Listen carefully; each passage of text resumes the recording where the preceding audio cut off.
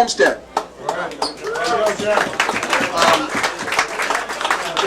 It's just kind of amazing to see John Lee, who's been in the classroom 30 years, and he can't quiet anybody down.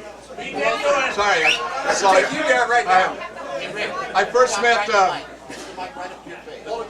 met Henry in 1966. Rich and Smuzz asked me to come down to East Beach at the old courts, and I saw this guy, and the only word I can think of when I think of Hank is dynamic.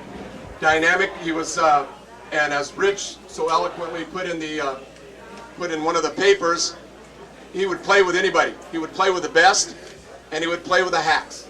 I'd be the hack. He would play with me all the time. He just played with a partner. I never saw him give a dirty look to a partner. You know, Ronnie or somebody might disagree with that, but I never saw him roll his eyes, do anything. Officials, I don't even think he thought there were officials out there. He never spoke. The guy had no ego. He had no ego. His work ethic, I'll just tell you briefly, at the old courts, we would play all day. We'd put on shoes, Wilton and Henry and I, and then we'd jog to some school up in Montecito and do jumps up there. It seemed like an hour, and he'd want to go for more. He would, to me, he was a spectacular athlete. You talk about everybody, I'm around the AVP right now, and they say, well, this guy couldn't have played in this era, this guy couldn't have played in this era. You take this guy here, he could have played in any era, anybody. You put Henry on any era, any court, no antennas or whatever, and he would have been just fine. He had what I thought was the ooh factor. And let me explain that. I've never experienced this since the 60s, and doing it now, going around a court, and if Hank got served or he got a transition ball, there would be an ooh go around through the crowd, disseminated through the crowd, because they knew something explosive and dynamic was going to happen. They were certain of that, and he always came through with that. That shot away from the body was anatomically the most incorrect thing you could ever have, but it was so explosive, I don't know how the guy survived. If I could take just a minute, one of his best friends that he grew up with was not able to be here today. Mike Wilton is in San Diego, was not able to be here, and as you know, they spent a lot of time together. Mike hasn't lived here for a long time, but every time he came back to Santa Barbara, he made it a point of seeing Hank, stopping by and seeing Henry. So this is what is just very briefly what Mike asked me to read. My friend, Henry Bergmann. It is hard to know exactly what demons Henry battled the last 35 years.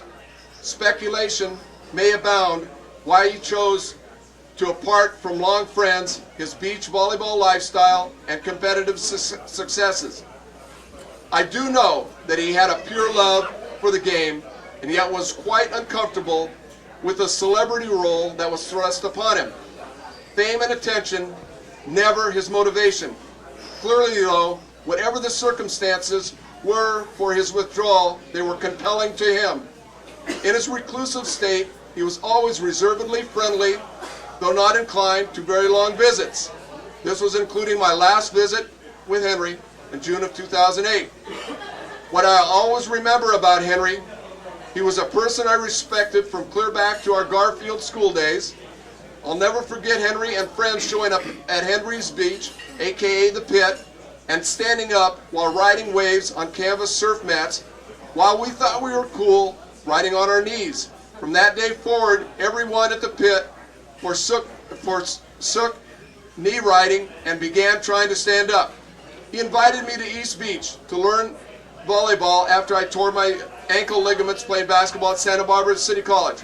As a side note, and he wanted me to make sure, I'm grateful to Bob Van Wagner for helping me learn how to play.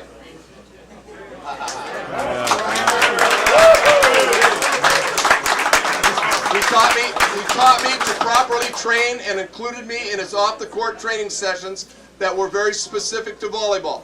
He taught me about fitness and diet for an athlete. I'll always remember his gracious, friendly, and caring ways, how he would go out of his way to make people feel at ease. I never saw him do anything mean. He had no guile and certainly never a hidden agenda. Long hikes and bike hikes in the mountain and bike rides in the mountains, and long and interesting conversation. Henry was a thinker about many subjects. He was a genuine friend. Coach John Wooden has said that it's entirely possible to be a warrior and a gentleman. This was Henry. He taught us all how to behave when competing. He taught us how we ought to treat each other. He was and remains a good and gentle person. He is one of the good guys. I wish for him peace and joy in the eternities. This is from Mike Wilton. Thank you.